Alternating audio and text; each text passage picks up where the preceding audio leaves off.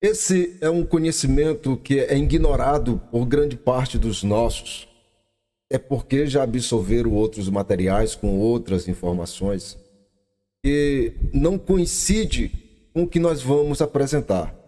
Você vai ver que é um ponto de vista, segundo as Escrituras, mas diferente totalmente do que foi ensinado ao longo dos anos.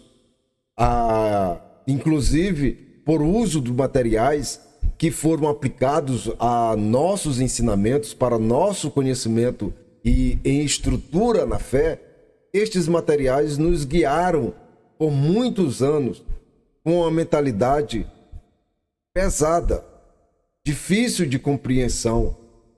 E é muito difícil discutir sobre o assunto pela variação de comentários, de traduções, de estudiosos, cada um com seu ponto de vista. Então vamos fazer com que você possa compreender o assunto do criacionismo e o versículo de número 3 do capítulo de número 1 de Gênesis, que é a pauta da nossa discussão aqui, fazer com que você possa entender esta palavra, entender essa mensagem, esta apresentação das Escrituras de uma forma bem simples. Então, vamos para o nosso desenho. Fazer com que você possa ter um entendimento nesta lousa digital. Nos acompanhe.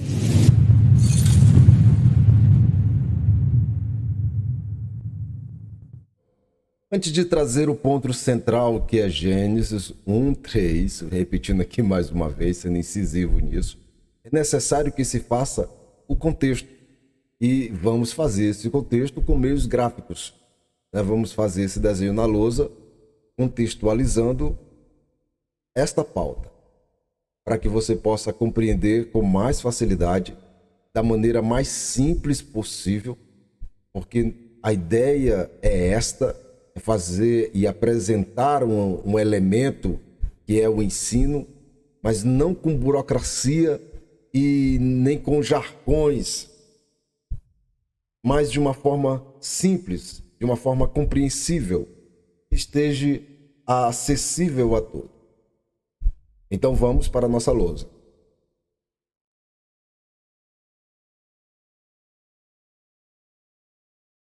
Você sabe que Gênesis capítulo 1 é o princípio, é o início de tudo. Então, do versículo 1 ao versículo 3, nós temos uma série de acontecimentos. E por este fim é que vamos fazer a contextualização da nossa pauta.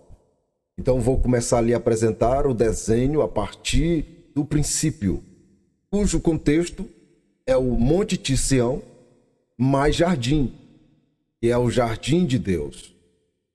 Eu acredito que você saiba que o jardim do Éden é a cópia do original.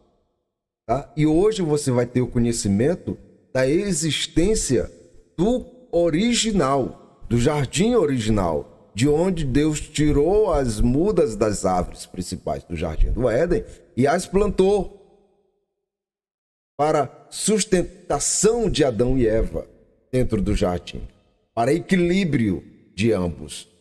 E esta existência é importante você saber, a partir deste ponto de vista, como é simples quando nós organizamos todas as informações em um único lugar. Então, agora nós já temos a informação. E aqui nós temos o Monte de Sião e o Jardim de Deus. Sobre este monte, nós temos o trono de Deus, que não é pauta deste assunto, mas eu quero trazer para que você possa ficar situado de que nós sabemos o que estamos falando, né? E temos propriedade para falar a respeito. Propriedade esta que, se fôssemos fazer uma análise de cada área especificamente, faríamos com muita facilidade. Quais as áreas? A parte específica do jardim, a parte do monte e a parte do trono. Então, só que neste desenho, nós já temos literalmente 3 bases de estudos. Continuando. E nós já temos o limite do monte, que se estende ao jardim, e nós temos o limite do jardim, que vai ao encontro das águas. Então, os limites do jardim estão estendidos às margens das águas, que é outro ponto de estudo. Então, do que se trata literalmente esta face? Aqui nós temos literalmente o céu dos céus, na sua figura literal, segundo as Escrituras. E para a fundamentação do que estamos falando, precisamos do testemunho das Escrituras. Nós temos o próprio Zacarias quem dá testemunho, mas nós vamos ficar com Hebreus, capítulo de número 12, versículo de número 22, para registro do que nós estamos falando sobre o Monte de Sião.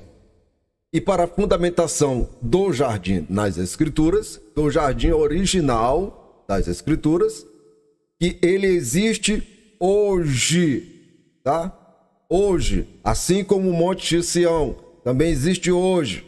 E o nosso apóstolo Paulo teve a honra, o privilégio de ser arrebatado aqui no terceiro céu, tá? Que é o céu dos céus. A fundamentação do jardim está em Ezequiel, capítulo de número 28, versículo de número 13, e capítulo de número 31, versículo de número 8. Este é o princípio do contexto que nós estamos construindo para o versículo de número 13. Eu sei, vou repetir mais uma vez aqui, que eu sei que você tem a ciência que o jardim do Éden, de Adão e Eva, era uma cópia do original. Eu sei que você tem essa ciência, tá? Então estou lhe apresentando o original, tá? Vamos continuar. Agora com os limites do jardim pré-estabelecidos. Nós temos o início das águas do terceiro céu. E dentro dessas águas é que está localizado a terra que é apresentada em Gênesis capítulo de número 1, versículo de número 2. A terra sem forma e vazia. A partir deste desenho, você tem uma visão literal do criacionismo de Gênesis capítulo de número 1. Ok? Aqui é a forma literal. Eu acredito que você possa compreender com mais facilidade agora com este desenho. É neste cenário é que o Espírito Santo do Senhor desce do trono e paira sobre o abismo. É neste cenário. Então este abismo está entre as águas. O que é que o versículo de número 2 quer dizer literalmente sobre o Espírito Santo pairando sobre a face do abismo?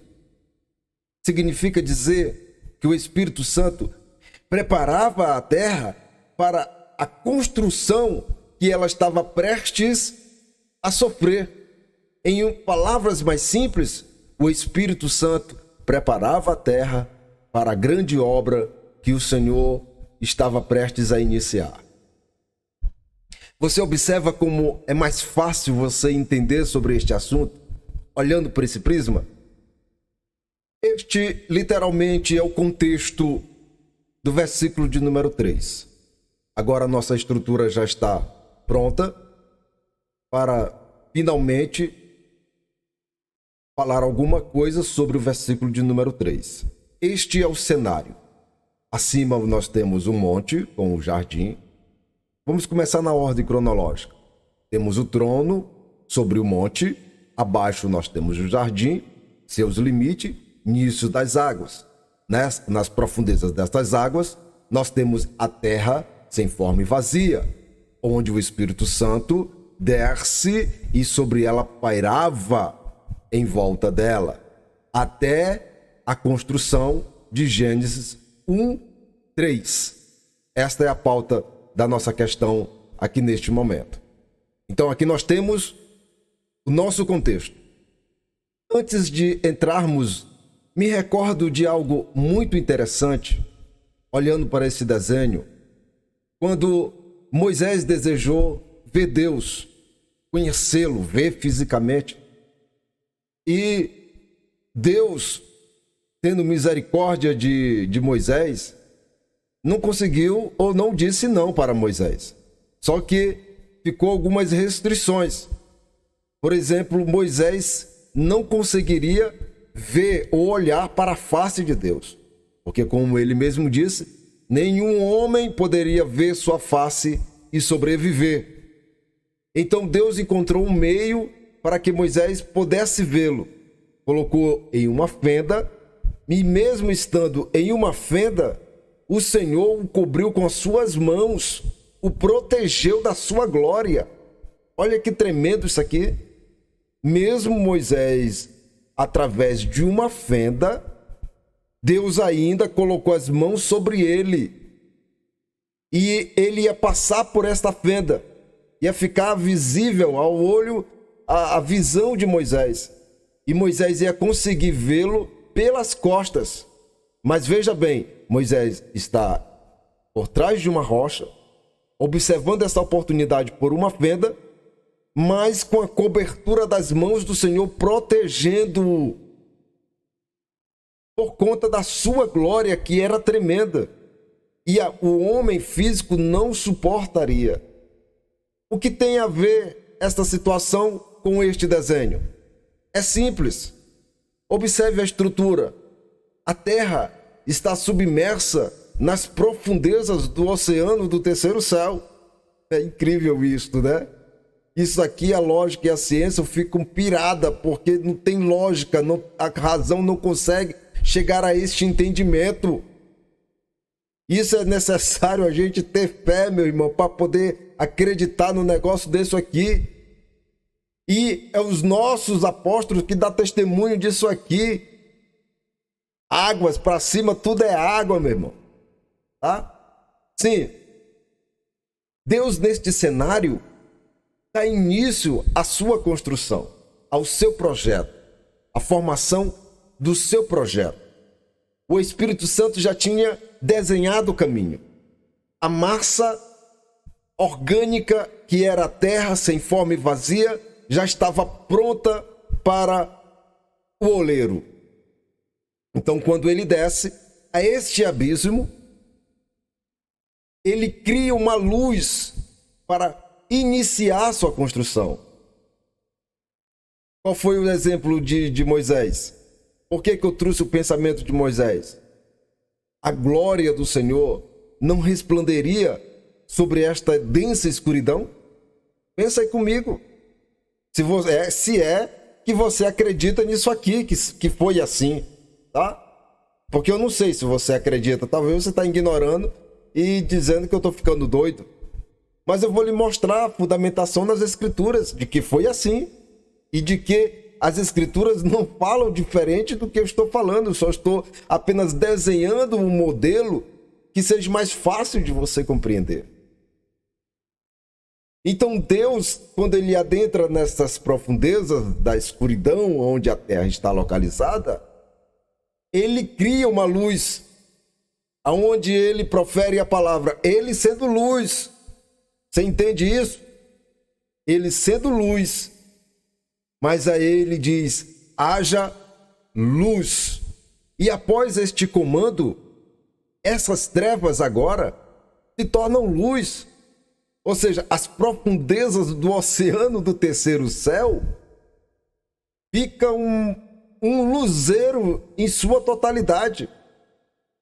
Porque aquela lâmpada começa a florescer sobre tudo aquilo que estava para ser construído, ou edificado, ou continuado. Uma luz aparece agora em densas águas, no mais profundo dos abismos. E quando Deus olha aquela maravilha acontecendo diante dos seus olhos, ele continua o versículo, ou o texto sagrado, e viu Deus a luz, e isto era bom, e Deus separou a luz das trevas. E chamou Deus a luz dia, e as trevas ele chamou noite. Um detalhe: os luminares ainda não existem aqui. A própria formação da Terra, como você está observando aqui na nossa lousa, não está formada, tá? Não tem formação na Terra. Este é o princípio da criação, é o começo da criação, é o início da criação. João, capítulo de número 1, versículo de número 1. Mais na frente nós vamos seguir a leitura. Vamos seguir com o pensamento. Vamos mudar essa forma deste luzeiro. Vamos desenhar uma lâmpada para poder intensificar o que virá em nosso desenho. Você observou como agora é mais fácil entender João, capítulo de número 1, a partir do versículo 1? Aqui nós temos o princípio da criação, do Cromos.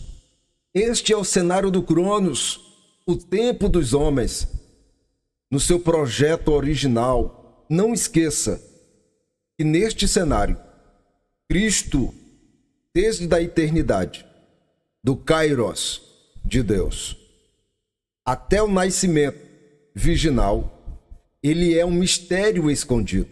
Nunca esqueça disso. É um princípio básico para que haja compreensão sobre o que eu estou lhe mostrando. Você precisa entender que Cristo é o mistério escondido desde a eternidade, antes disto aqui.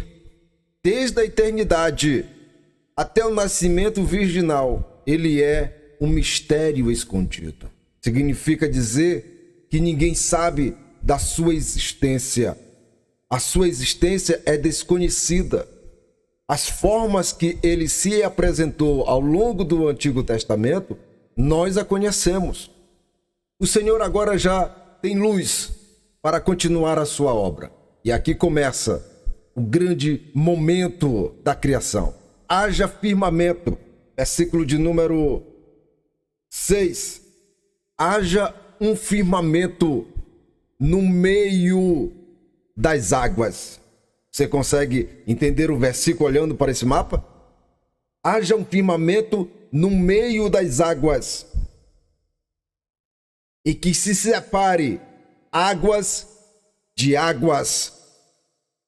Quando o Senhor determinou este firmamento entre as águas, que é o mar, o terceiro céu, e quando ele ainda continua dentro deste projeto, dividindo águas de água, ele cria um vácuo entre o primeiro firmamento e agora com o segundo firmamento. Temos dois firmamentos em um. Temos a construção do globo terrestre, submerso em água. Quando ele faz a divisão entre águas de águas, ele cria um espaço vazio entre os dois firmamentos. E é dentro deste espaço é que vai ser construído ou edificado as estrelas, os planetas. Vamos para o desenho. Então é isto que acontece. É neste formato aqui que está o nosso globo. Nós temos a divisão de águas entre águas. E o Senhor, sobre esta luz poderosa que está com essa luminosidade nas profundezas deste oceano, o Senhor cria o firmamento entre águas de águas. Este é o processo da criação. Foi assim que Gênesis 1 é construído. Você observa como é fácil de compreender desta forma? Mas qual é a fundamentação do que nós estamos falando? Nós temos que mostrar a fundamentação. Não posso ficar aqui só no que eu estou falando. Tenho que mostrar para você agora, além do texto que nós lemos, para você entender literalmente e acompanhar, se preciso for, na sua casa, com outros materiais. Vou pôr a referência para você. E dentro da expansão, o texto é Gênesis capítulo de número 1, versículo a partir do número 6 ao versículo de número 8. E aqui nesta construção, nesta expansão, o Senhor chama de céu. Qual é o céu? O segundo céu. Porque o terceiro céu, já lhe mostrei, está um pouquinho acima, ok? Com isto, agora você tem a visão do céu, que é o segundo céu, e o terceiro céu, que é o céu dos céus. Então, esta expansão, o Senhor a chama literalmente de céu. Então, aqui você observa que o Senhor fez com que as águas se separassem de águas. É isso que o texto está mostrando, o que aconteceu. Por muito tempo a gente ficou sem o conhecimento de fato do que aconteceu na criação. E aqui você tem uma visão do criacionismo segundo a Bíblia. Então que você possa abrir sua mente em nome de Jesus Cristo e compreender as Escrituras de uma forma que não lhe comprometa a seguir outras variações. Então, meu irmão, nós estamos no meio de águas, literalmente, tá? A ciência, os cientistas, a lógica, a razão, meu irmão, não vão entender isto jamais, não vão aceitar isto jamais. Já foram registrados não sei quantas constelações dentro deste céu, tá? A infinidade de planetas que já foram registrados ou catalogados pelos cientistas, de outros que estão surgindo, dos sóis que existem. Isto é a palavra de Deus, é as Escrituras Sagradas. Continuando, como você pode observar no desenho, a Terra está submersa entre águas. E você olhando para esta imagem, literalmente a Terra está dentro de uma placenta e está prestes a nascer. Observe se não é. Quando nós ouvimos os nossos apóstolos transcrevendo que a Terra está em processo de partos, geme com dores de parto, fazendo menção disto. Olha aqui do que os nossos apóstolos estão mencionando. Observe esse formato que Gênesis está desenhando. Não sou eu, é Gênesis. Só estou apenas transfigurando a imagem que Gênesis está pintando aqui. A Terra literalmente está dentro de uma placenta e está prestes a nascer. Quando é que ela nasce? Quando Deus dá o comando no versículo 9. Você quer observar? Versículo 9. E disse Deus: ajunte-se as águas sobre os céus em um lugar e apareça a terra seca. E assim foi. Versículo de número 10. E chamou Deus a terra seca de terra, e ao ajuntamento das águas ele chamou mares. Olha Deus organizando esta placenta. É Gênesis. E Deus viu que isto era bom. Aqui nós temos a divisão entre águas, e agora Deus começa a remodelar o planeta cujo nós conhecemos, tá? Está em processo de nascimento. O seu nascimento total ainda não aconteceu. Ele ainda sofre com as dores de parto, tá? Nós não vamos entrar no mérito, mas você tem uma visão a partir deste ponto sobre o que os apóstolos escreveram sobre as últimas coisas. Então este é o texto de base para o nosso segundo elemento, que é a terra. Gênesis capítulo 1, versículo de número 9 e versículo de número 10. E você tem a fundamentação do que eu estou lhe mostrando. Aí você pode espernear do outro lado aí da telinha e dizer: ah, meu irmão, não acredito nisso aí não, isso aí é coisa da tua cabeça. Esse negócio da terra ser tirado do meio das águas, ter acontecido dessa forma, isso não é verdade. Não é verdade? Vou lhe levar para outro texto. Não vou pôr na tela, não vou pôr no registro, tá? Você anote aí. Qual é o texto? 2 Pedro, capítulo de número 3, versículo de número 5. Esse eu faço questão de ler para você. Você que não acredita que a terra está entre as águas, que ela subsiste no meio das águas, Bora ver o entendimento do apóstolo Pedro? Eles voluntariamente ignoram isto. E pela palavra de Deus, já desde a antiguidade, existiram os céus e a terra. Desde a antiguidade. Continua. Que foi tirada. De onde? De água. E no meio da água subsiste. Olha o desenho. Nós subsistimos no meio das águas. Observe aí em volta do firmamento, do primeiro firmamento que Deus estabeleceu. No versículo de número 6 ao versículo de número 8. Então aqui nós carimbamos esta revelação com 2 Pedro, capítulo de número 3, versículo de número 5. E na formação da terra, o Senhor continua com o projeto. O texto, cronologicamente, a partir do versículo de número 10, se segue vindo à existência a erva, as árvores frutíferas, segundo a sua espécie, e assim se produziu. Até o versículo de número 13.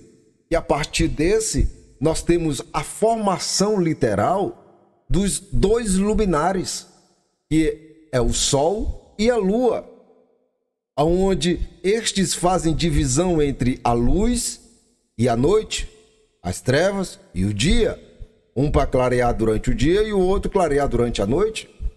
Temos com isso a formação também das estrelas.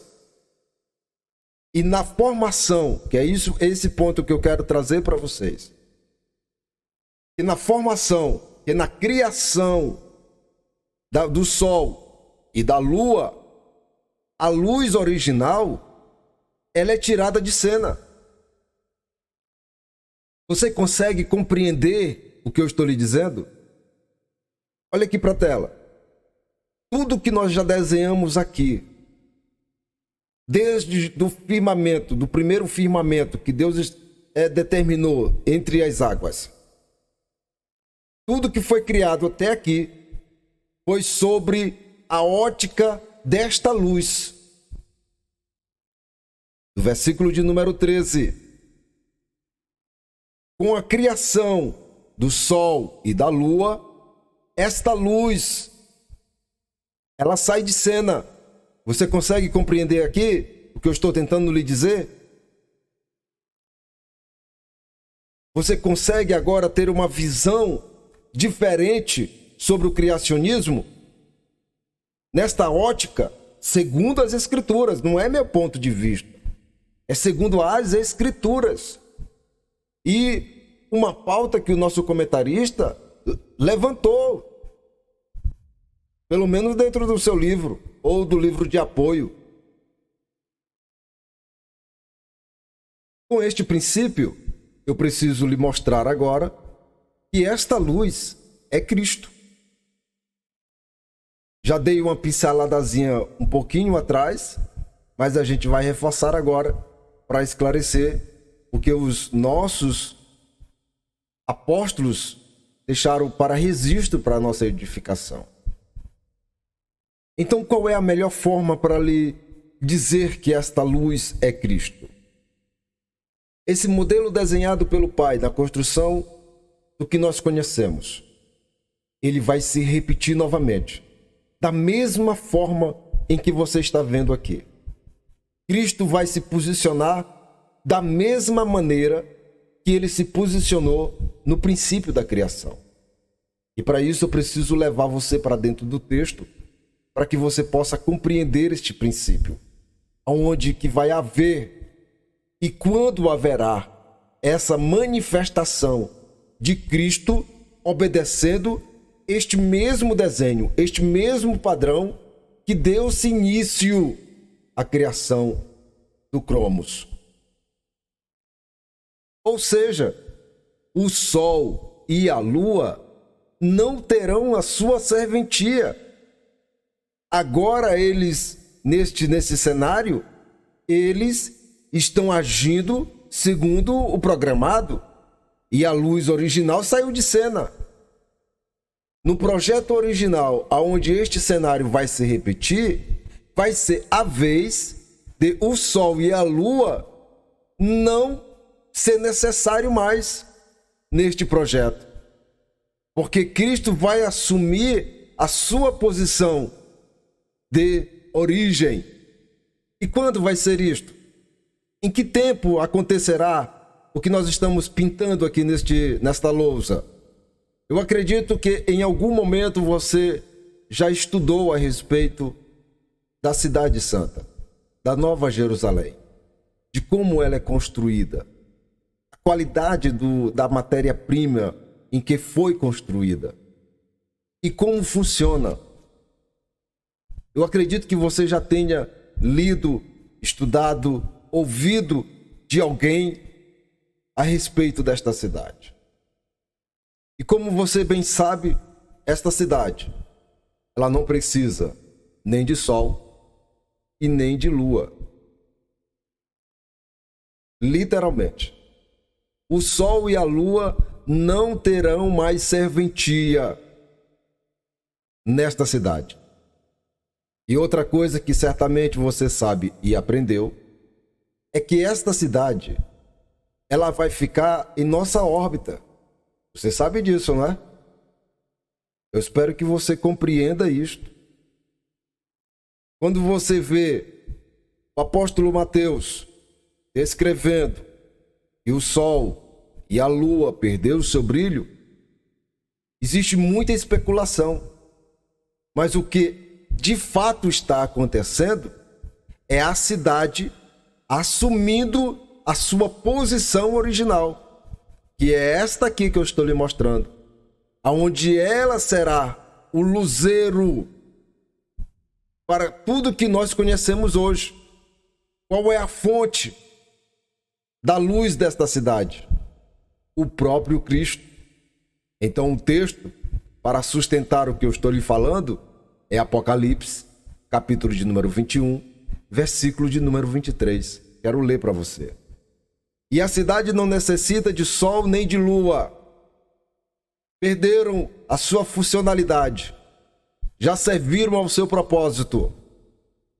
Agora entra outro elemento em cena, desenhado lá no projeto original. Você está vendo aqui na tela. Para que nela resplandeçam, porque a glória de Deus a tem alumiado, e o Cordeiro é a sua própria lâmpada. Glória a Deus. Você consegue observar a luz da criação? O Cordeiro é a sua luz. Glória a Deus por isto. Glória a Deus. Talvez você continue gritando aí do outro lado da telinha, de não ter, ou de não ser tão claro o que eu estou tentando lhe mostrar. Para isto eu vou lhe levar agora para o texto do nosso apóstolo João. E com isto você vai poder compreender o que eu estou lhe dizendo com mais claridade, com mais facilidade, com mais clareza.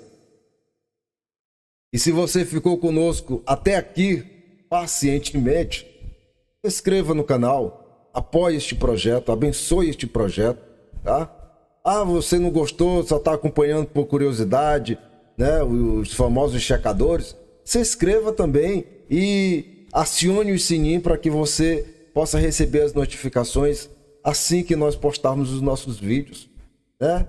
E mais, compartilhe, fale alguma coisa aqui nos comentários, diz a sua opinião, né? Fale qualquer coisa. Mas tenha uma reação em nome de Jesus. João capítulo de número 1, versículo, a partir do versículo 1 ao versículo de número 5. O comentarista nos traz no nosso material de apoio até o versículo de número 4. Vamos ler mais este versículo, né? Estender mais um. Vou ler com você. Se você tiver a sua edição, acompanhe comigo olhando para esse mapa. Vamos lá. Em princípio era a palavra, e a palavra estava com Deus. Onde é que estava? Haja luz. No verbo, na aplicação do verbo. Palavra, verbo. Versículo de número 2.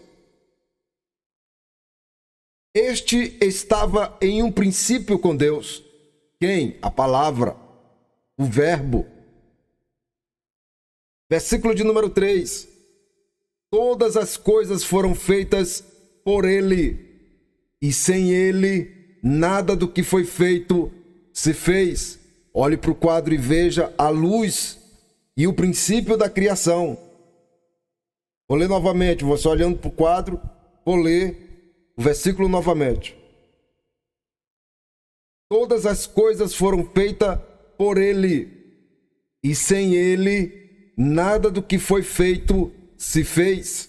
Esse é o entendimento do apóstolo João. Versículo de número 4. Nele estava a vida, e a vida era a luz dos homens. Mais uma vez, a luz dos homens, do tempo cromos. E a luz brilha nas trevas. Que trevas? No meio das águas, densas trevas. E as trevas não o compreenderam. Por quê? Não se esqueça que eu lhe disse que desde a eternidade até o nascimento virginal, ele é um mistério. E então não se compreenderam exatamente isto que o apóstolo João está dizendo. Não sabiam dizer que luz é esta. E nessa discussão prevalece os nossos estudiosos, tanto a parte crítica, como tantos outros teólogos. E nisto persistem as discussões nos nossos dias, sendo que esta revelação é revelada à Igreja de Cristo. O que? O mistério escondido. Esse mistério escondido é Cristo. Esta é a revelação.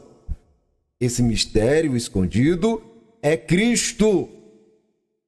Então, meu irmão, esta luz que as trevas não compreenderam é Cristo, literalmente.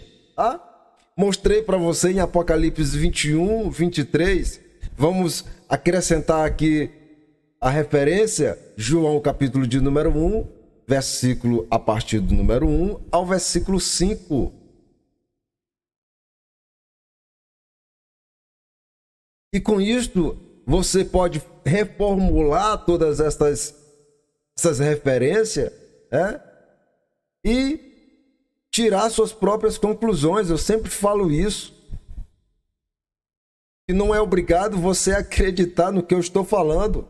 Agora, para você acreditar nisto aqui, é preciso você ter fé, tá? Para você compreender os mistérios do Espírito Santo e as suas revelações, é necessário fé.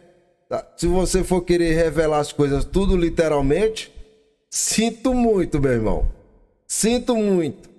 Você vai ficar igual os outros, só supondo e nunca tendo um posicionamento firme e que definitivamente você possa se desenvolver no conhecimento das Escrituras Sagradas.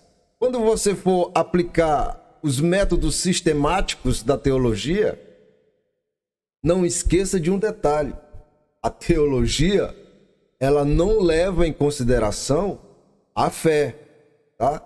A fé não é levada em consideração, porque ela é pautada na lógica, na razão, tá? Com meios físicos.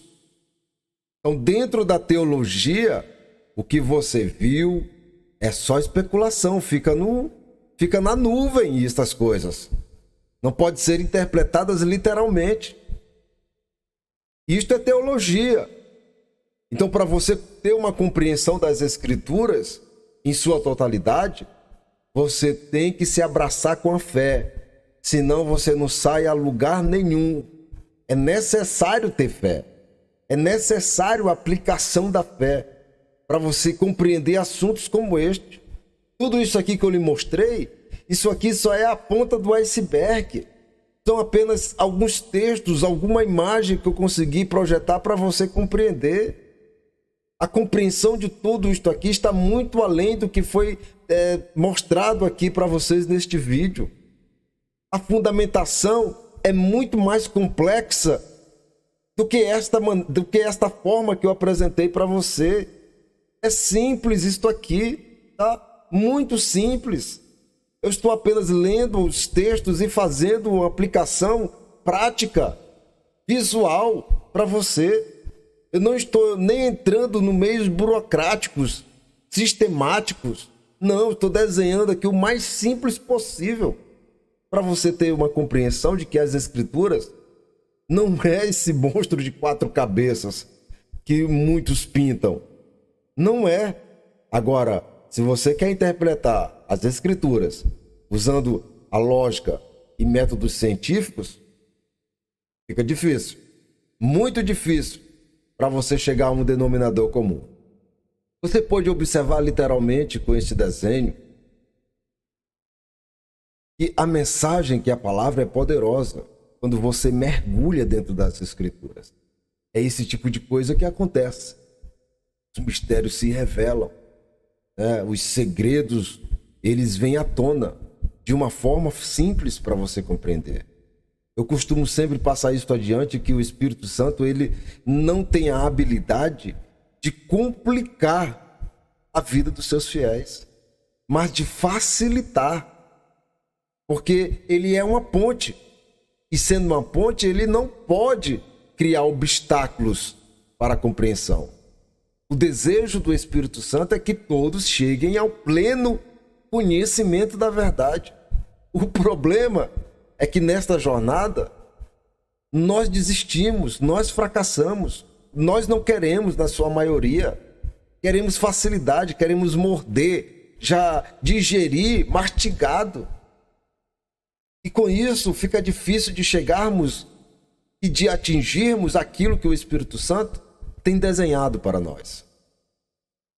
Então, quando você observa homens dizendo que Gênesis 1 é tão simples, tão fácil de compreensão, não é tão simples.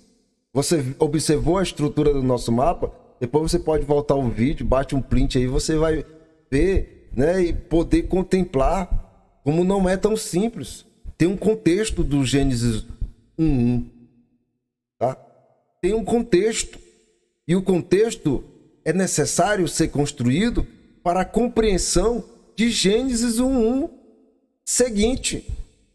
Porque senão você não consegue chegar à compreensão de Gênesis. Porque quando você começa a estudar a partir de Gênesis, você elimina a criação original, que é o jardim original, que é o monte, que é o trono. Você vai entender a descida do Espírito Santo sobre a face do abismo, em que cenário é aplicado.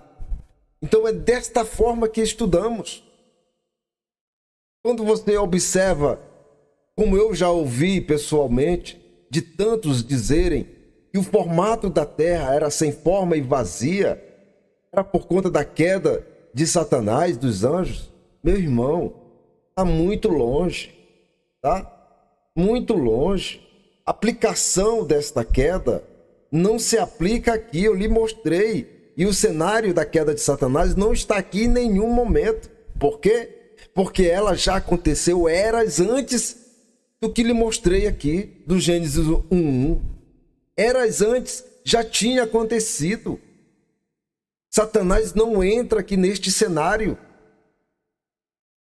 Você imagina aqui o tamanho do leque que é isso aqui? Esta é a palavra de Deus, são as Escrituras Sagradas, são os textos sagrados. Isso nós não discutimos dentro da sala, até porque não tem espaço para esse tipo de discussão. Para muitos isso aqui possa servir de ponto de incredulidade, mas é Bíblia, é palavra, são os textos sagrados. O respaldo está na tela. Não estou falando por conta própria. Eu tenho um respaldo para fazer isso. Tenho propriedade para fazer isso. E que Deus possa continuar abençoando você e a sua casa. E se você resolver, participe das nossas EBDs. Você está perdendo uma grande oportunidade.